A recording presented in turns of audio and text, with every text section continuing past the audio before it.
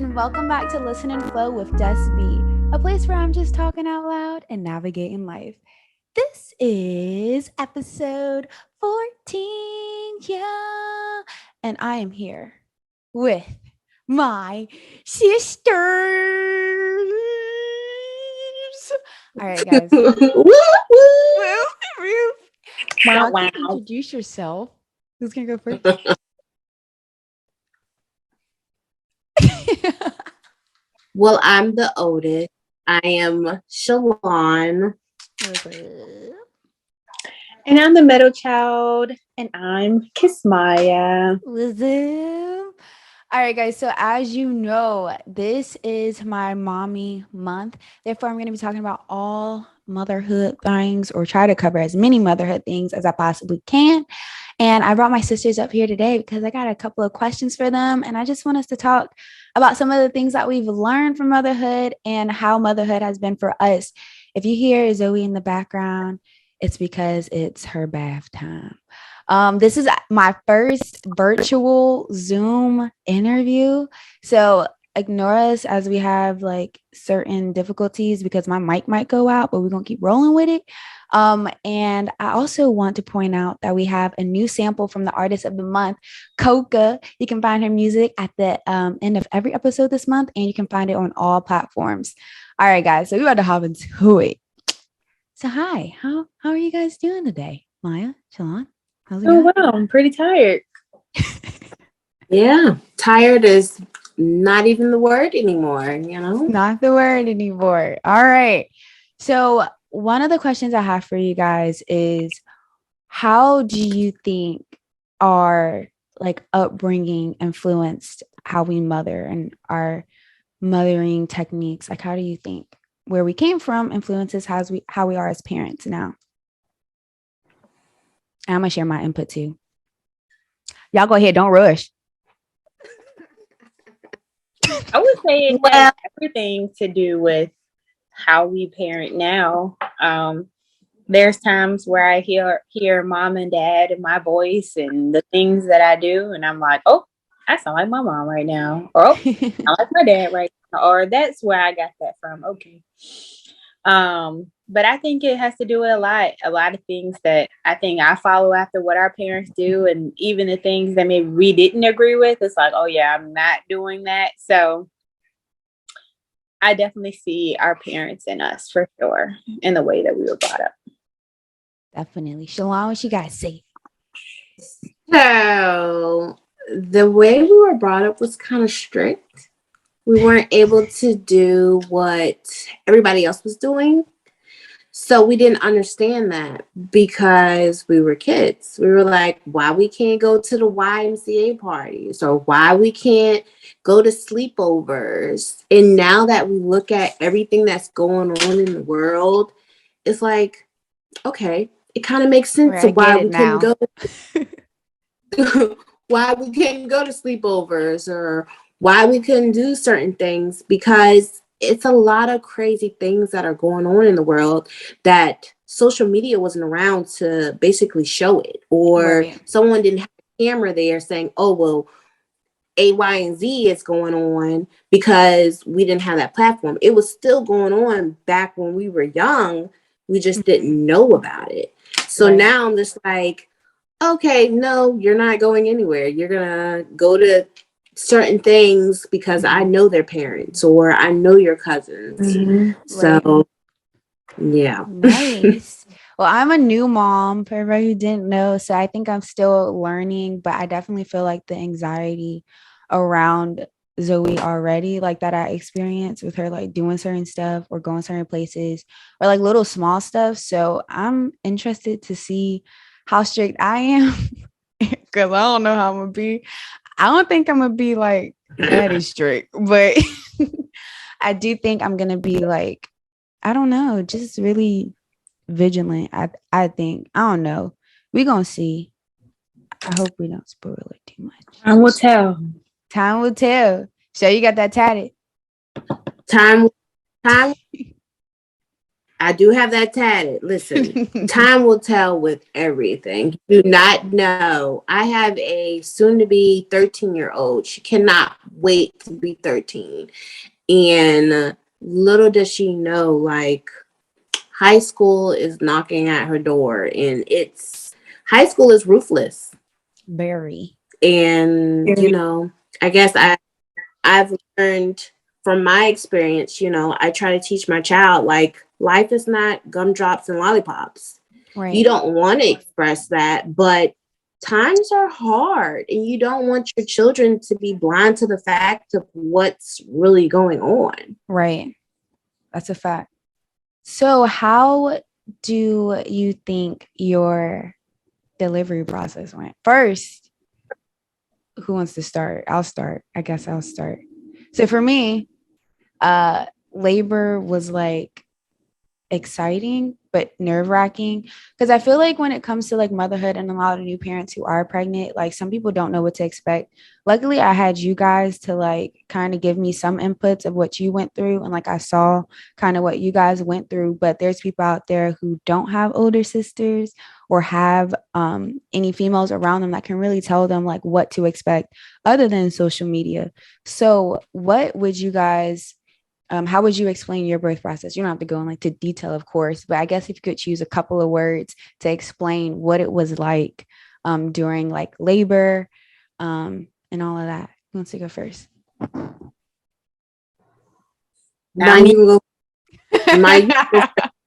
Maya, she was a strong bird. She's trying to Maya was a warrior, man. Maya is a warrior, dude. Go ahead, warrior. Go first. Go ahead, Maya.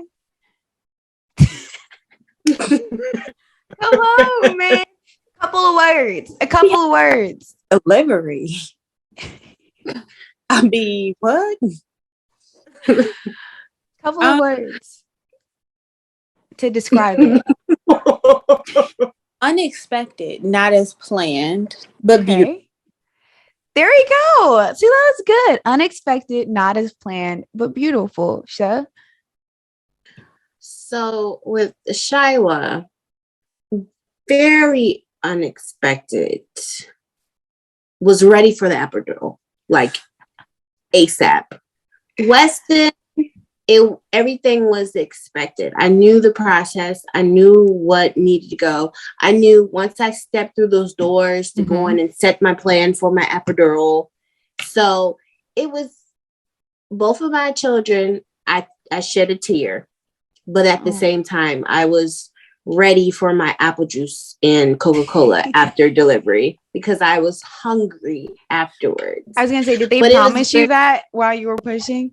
You're going to get your Coca-Cola and apple juice. Just keep going.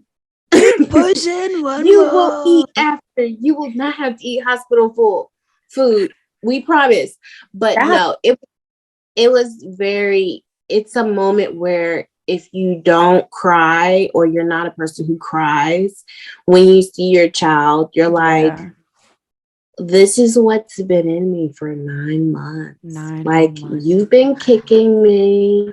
You've been made me. I can't smell trash. I can't smell chicken for the whole 9 months. Oh, yeah, you're the reason why. And okay, here we go. Right. Especially with my second child, I was like, here we go. Right. Let's do this. Maya? Yes. If you guys don't hear that, it's Zoe crying. Did y'all hear Zoe? Y'all still can hear? Oh, now I can. Yeah, she's with Josh. They're doing bath time. Okay. Well, bedtime now. She hates going to sleep. Oh, that's another question I should ask you guys about sleeping. But anyway, Maya, what do you have to say? Anything else about delivery? Any tips, I should say, that you would give or lessons that you learned through your labor process? I learned that it's important to be educated, which is why I got a doula.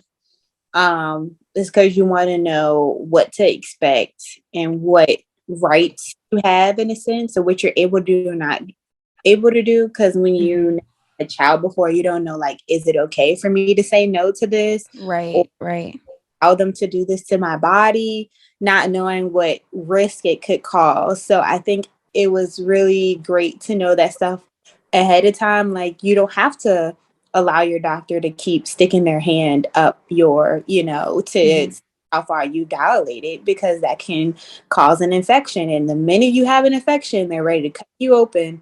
Right. But that a lot of that stuff can be eliminated if you know what to expect. So I remember when I went to the hospital, I was like, I already had the mindset I wasn't going to get an epidural, but I knew that if I wasn't going to get an epidural, I could wear my own clothes. So when they tried to switch me to the gown, I was like, nope, I'm good. This is my outfit. I'm not. Right. Okay, you don't need anything. Others like, well, we'll just let you be. And it's like, thank you. Right. So it was nice. Felt like I had control of what was going to happen. They were wanting to come to check me. And I was just like, once you check me the first time, you don't really need to check me again, because Right. if he's not here, why do you need to? And there's nothing that's going to change, right? So I think knowing your rights is important, and understanding that even if your ideal birth plan doesn't come into fruition, as long as the baby is safe, that's what's important. And you don't want it to be a traumatic experience for you. Right. So as you feel comfortable and your baby is safe, that's what's most important. That's, I mean, all up. It wasn't what I expected. I thought I was gonna have to fight some people afterward. I But thought that's it was gonna happen. That's how it is, though. Because after you have your baby, like, this is my baby. Like no, don't do that. Why are you washing my baby like that? You shouldn't be washing my baby like that. Why are you so rough? So after the baby gets here, you're kind of sort of like, you go into full force mom mode, and you just, I know, your whole personality changes. And like there was one nurse who was messing with my baby. Her Zoe, she bled slow at the bottom of. I don't know if I told you guys about her. I don't know, because of policies or laws. I guess I can't say her name, but her name rhymed with I was gonna say Hushi. Fusi. It rhymed with Fusi. And she was like an older lady, and she came in when they did a nurse swap for when I was in postpartum unit, and they had to do the nurse swap for nighttime. And Fusi, she was an older lady, so I thought she was going to be really sweet and really nice. She was so mean, and like, she did not listen to anything that we were saying. She was really rough with Zoe. And I know they probably say, oh my God, every mom thinks we're rough. No, this lady was really rough with Zoe. She pricked the bottom of her foot, one foot, like 11 times to try to get blood, even when I told her that Zoe bleeds slow, so she's gonna have to work with her. Like, she was getting impatient, and she was just rude. So yeah, I ain't like her. And now I see her hand and all of Zoe's like pictures sometimes, and I get pissed off because I see her little crusty old little hand touching Zoe's foot, and I'm like, Fousey. So yeah. But those are things she had to do at the same time. No, and Fousey was not nice. And she didn't smile. She had terrible bedside manners. And I just feel like if you can't be nice, then you don't need to be in that unit. Facts. Fousey. Zoe's still crying, so I hope that you can't hear her. But she really doesn't like bedtime. Speaking of bedtime, were any of you guys sleep deprived? And how long were you sleep deprived? Who wants to go first? I'll go first. I'm sleep deprived. Zoe is still waking up like she's a newborn. Huh? She don't want to sleep like she a newborn baby. She don't. And Maya saw her. Like, she's a fighter. Like, Zoe is like, she fights sleep so hard. And I've been trying everything. I know it's all controversial and whatnot. We tried the cry it out method. Zoe will cry forever and she will not lay down.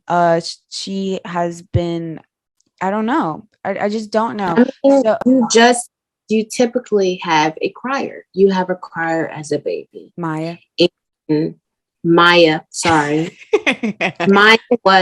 When Maya was a baby, she was a crier, to the point where mom took her to the hospital because they thought something was wrong with her because she cried all the time. Nobody No one understood you. Nobody. That's what it was. So I feel like you have a Maya on your hands. Asleep, But Maya, because she don't like sleep, bruh. No, I slept. I just cried for no reason. I didn't cry sleep. There was just a reason for me crying. And I was colicky. Just I feel like everybody forgets that part. yeah, you were. Yeah, you were. All right, Well, people so thought it was crazy because literally the whole time I was pregnant, all I said was, "We're praying that Jeremiah is a good sleeper." And I'd be like, and from the minute my baby came out, he was a sleeper. And Jeremiah has slept 6 hours straight at the I'm minimum. jealous. I'm so when she So told me that, I was so jealous. Shyla was a swing baby. As long as you put her in the swing, she slept. She didn't care. My two children, I can say that maybe they have slept since they were a baby, maybe once or twice in my bed. That was one thing that I refused, was to have my children in my bed when they were babies, because I didn't want them to get complacent in my bed and think that my bed was their bed. Mm-hmm. So I had the bedside crib, the swing, right? And I had a way where I propped the blanket on the bottle. So she had her bottle at night and she was fine. Now, my second child, Weston, he sleeps. We got him on a schedule, but he likes to talk at night. He's a talker. So you would think that he's screaming, but really he's just talking because he wants to see who's going to come get him. Oh my gosh, Wes. I could hear So Wes carrying on a whole conversation. Well, actually, when he did spend the night, he was talking. I was like, is he up? He's not up. So, I mean, you get to the point where your children try to challenge you to see, like, okay, what can I get away with? Mm-hmm. And it's like, okay, if I cry, eventually somebody is going to come get me because I'm screaming. But when they get to the point where it's like, okay, no one's coming, I still have a bottle laying here right beside me. Maybe let me pick up this bottle. Let me go to sleep. Let me pick up this bottle right quick. See what this is hitting on. I'm a little bit tired. Mm-hmm. No, yeah, but every child is different. Yeah, because I still don't get it. Because I mean, I feel like we all know when you cry, like we've all had cries, but when you really cry, those be the best sleeps. So I'd be so confused as to why Zoe does not be knocked out after she's crying for so long, or crying a lot, or crying with a lot of passion. Because like normally they say you're supposed to wear yourself out when you cry, and she doesn't get worn out. But I've tried this new method. Been trying this new method, and it's like you check in on them every 10 minutes and you pat their back, and then they go back to sleep. And it's been working on her. Okay. I knew she lied. I'm not listening to you. I knew she was just gonna say something stupid about it. She's gonna talk about me. What are you gonna say? That's sleep training, though. Yeah, it is. Thank you, Maya. He did have phases when he would like his sleep would get disrupted for a week or so. But Jamal won't playing either. He kicked Jeremiah out the bed once. He had this little teeny baby. But when he would cry, and it's like, no, because they're smart and they understand what they're doing and they know how to manipulate you. And they see that you're going to come. But you also don't want them to feel abandoned because they're still learning to trust you. When it's like, is my mom going to come and get me, or my parents going to come get me when I'm screaming and crying? So it's a part of sleep training. You're not crazy, Destiny. That's why you're sleep deprived, because you're trying to figure out which one is the I need to come get her cry, or she's trying to trick me into picking her up. Zoe cries like somebody cut off her foot. And that was when she was trying to get put in the car. And I was like, whoa. I'm going to just let you call me back. Because I'm telling you, I don't think Sha has seen her like spaz out. Like Zoe cried the whole way home from North Carolina. The whole way. tell you, she don't get tired, bro. She don't get tired. I'm like, how do you cry for a whole hour and 20 minutes?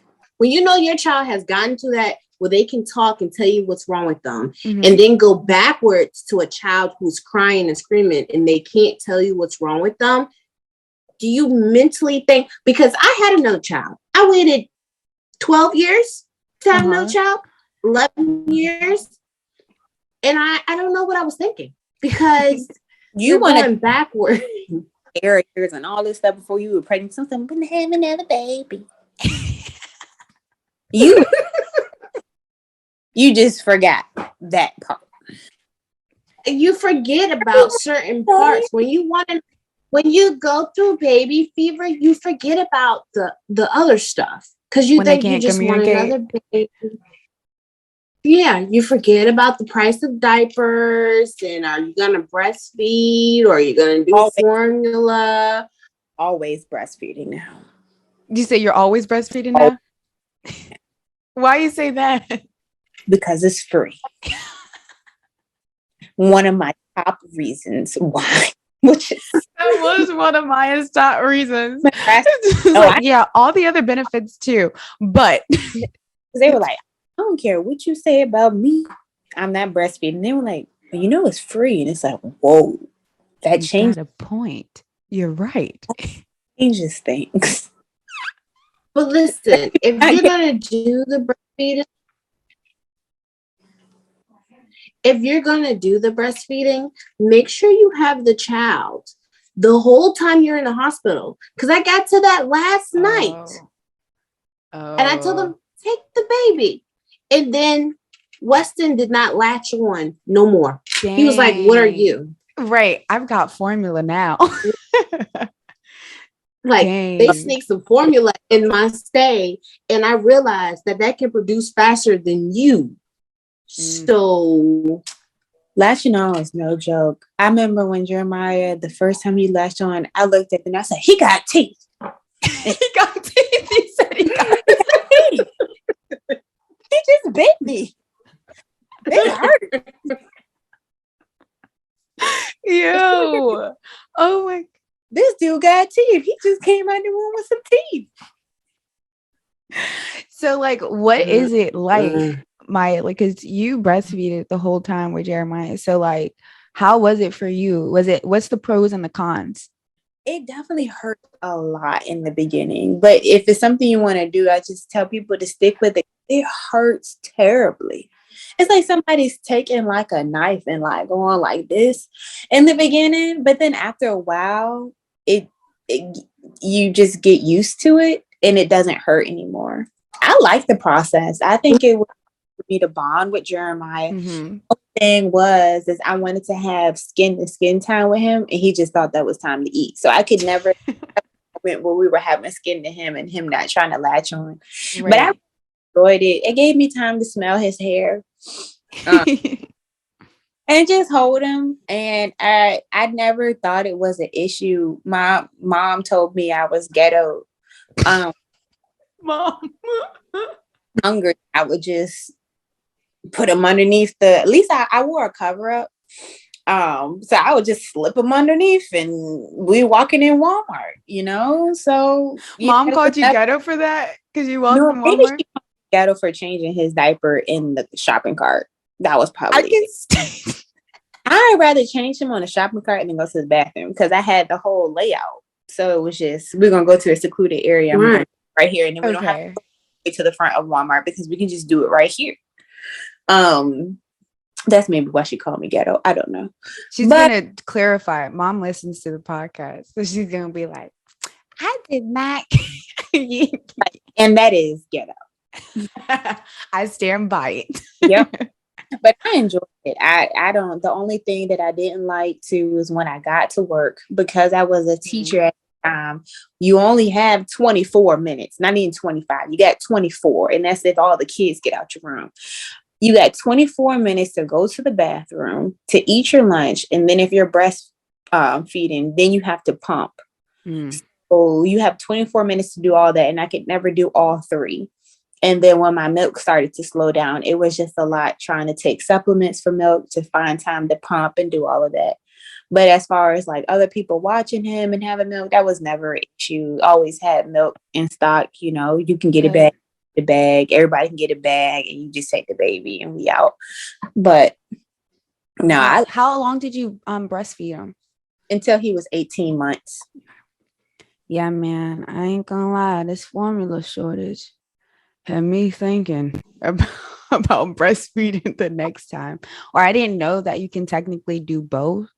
So I think I'm gonna do both next time. I thought that was like illegal, but it's not illegal technically, but I thought it was like forbidden. But apparently you can do both. So I think I might do both because like I said, like it being free is a huge plus. And also the formula shortage really scared me. Like, but yeah, we're really fortunate.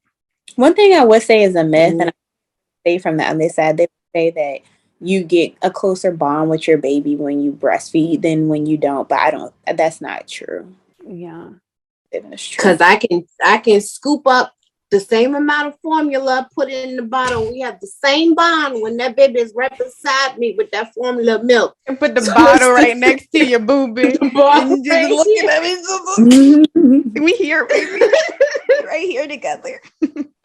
Yo, that's hilarious. All right. So I'm gonna start to wrap it up. I got 2 more questions. So what is some parenting advice that you would give people or just new moms who are coming into motherhood for the first time? The key thing you have to have is patience. Patience. And you have to realize that your child is your child. They don't know what's going on or what you've been through. They're new to everything that's going on. So you have to have that patience and that guidance to show them that it's going to be okay and I'm going to guide you in the right direction. But at the same time, I'm here for you. Right. I like that. So, Maya, what you got? I think the first thing that comes to my mind is taking care of the mom. So it's don't forget to take care of yourself and realizing that you're a mom, but you're everything else too that you want to be. Mm-hmm. And so I think in the beginning is hard, especially if you're working and you're on leave and it's just like, who am I? You know, like right. Get dressed. What clothes can I even wear anymore? Like, what is going on? Right. And like, it's going to be okay. Like, it's going to be okay. And you look great. You've been through a lot. You literally just gave life to a whole human being. Give yourself a break. Right. And don't compare yourself to other people and just give yourself time. Give yourself that time. Right. And just don't listen to social media. Do not look at social media. Facts. Is that one of the biggest pieces of advice you guys would give people who are also going through postpartum depression or in that postpartum stage is like no social media, like you look great. You just push out a whole baby. You're doing great. Or do you guys have any other advice you want to give to those who are experiencing postpartum depression or just struggling with postpartum? I'm sure social media will help not get on social media. I didn't have a social media page when I was pregnant with Jeremiah and after I had Jeremiah. So I never thought about that. But definitely don't compare yourself and, give yourself a break and do things that you enjoy doing. Right. So don't be afraid to let somebody watch the baby for a couple of hours. Mm-hmm. It's your significant other and just do something that makes you happy. And then if it gets to a certain point where you don't have a significant other, find something that makes you happy. Once your child goes to sleep, find something it could be something small. Spend the time drinking wine and coloring. Have your own pencil box, your own coloring papers that you can spend time and actually you can sit there and have a moment to yourself. If you don't have any you time, you can slowly find yourself losing yourself. Mm-hmm. And that's the one thing you don't want to do. Right. So find you your own you time, basically, when you become a mother. Definitely. I love that, guys. What's the best part about being a mother? This is my last question, I promise. What's the best part about being a mom? It's hard to say it in one word. I just know that it's the best gift I know for me I could ever get. Like when I think about what else do I want, I'm like, I feel like I have everything. And like, yeah, best gift. It's like, you're already giving me the best gift ever. And so I know there's so much. I just think that when you just look at your child, you're like, man, you're just so freaking awesome. And I'm so kid because you're just awesome. So I don't know what would be the best part, but I think too, being able to be a part of somebody's life and being able to raise them and see them grow. I like that. Show what you got. So Destiny hasn't gotten to this point yet, but Maya has. When you take your child to daycare and you go and pick them up and they don't realize you're standing there, and then they turn around and see you, and their whole life brighten up because they haven't seen you all day, and they run to you. That means more than anything, because basically you're the highlight of their day. Even though they were playing with all their friends, they were learning all these great things. When they see you, basically that makes the day just the greatest day after that. But when you become a mother, that just brightens your whole day. You're like, okay, I'm good. We're going to go and get French fries now. And we're great. Grown. And we call our mom to see what she's doing or how she's doing.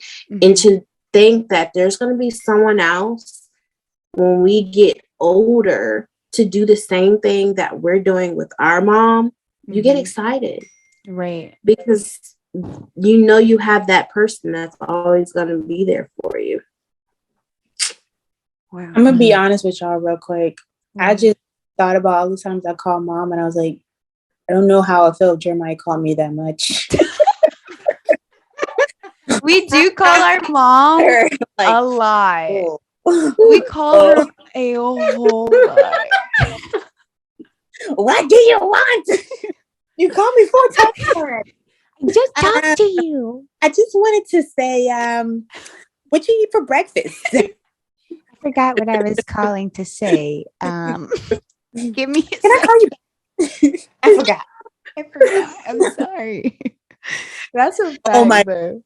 About okay, this might be TMI, but my mom we used to do this all the time. This is probably TMI, but my mom would get home and go to the bathroom, and then we would go to the bathroom with her.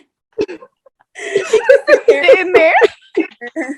And she's like, yeah, we used to sit in the bathtub and everything, have full blown conversations while she's using the bathroom, sitting in the bathtub. Yeah, like get out. Like, go do something. And I just wanted when I would get off work and it's like the doors, both of the doors, the bed door and the bathroom door. And it's like, do not come anywhere near this bathroom because I need my alone. I need alone time now. She did all 3 in her space right when she got off to work. And then we all pile into the bed. Wow, we really did not give mom space. Now that you have children, you don't realize how much you did not give your parents space. Because now you want space and you're like, please go to your room. Go to your room. Just leave me alone. Let me just go to sleep. I feel bad because I feel old. It's like all I want is peace and quiet. Like, everybody got dessert and they were like, do you want dessert? I'm like, no, because I just want to eat it in silence. I don't want to eat it. I don't want to get home because I don't have to stop. I just want to sit down and eat uninterrupted. That's all I want. Well, all right, guys. Huh? Go ahead. Nothing. I was about to keep going. Go ahead. Oh, no. You're good. All right, guys. Thank you so much for tuning in to episode 14 of Listen and Flow with SB. thank y'all for coming on here and letting me interview you. I want to be able to like interview you guys separately at one point because they might not know, but we entrepreneurs out here, we hustlers out here, we be tackling motherhood and we be juggling all these other things and aspirations that we have. And I feel like that's pretty awesome and pretty dope. So I want to make sure that I highlight us as individuals too, because I mean, we're dope sisters, but I want people to see how much we take on by ourselves. Like it's pretty awesome. And the people just don't know. They might think that we just regular, but we're not. Okay. But I want the people, I guess you guys can go ahead and drop something that you do on the side, besides being a mom. Like what are some ventures that you guys have, businesses that you're starting, businesses that you're thinking about starting, like anything like that. Go ahead, drop that for the folks. I actually have I've completely transformed my whole Instagram. So I'm Flawless Organization. I've been cleaning houses. I've been organizing people's houses. I've been doing move out cleanings, move in cleanings. I do event planning. Also, I do events takedowns. And I've been doing it for 5 years now. Crazy as it may seem, I've been doing this for 5 years, along with my full-time job where I'm an administrative assistant to a vice president of a college. So, yeah, and a full-time mom. So, and that I'm here for you. Flawless Organization. That's me. Awesome. And they can find you on Instagram, right? Is it Instagram Yep, and Instagram Facebook? And Facebook. Yep. Y'all hear that? Website coming soon. Flawless Organization. Yes.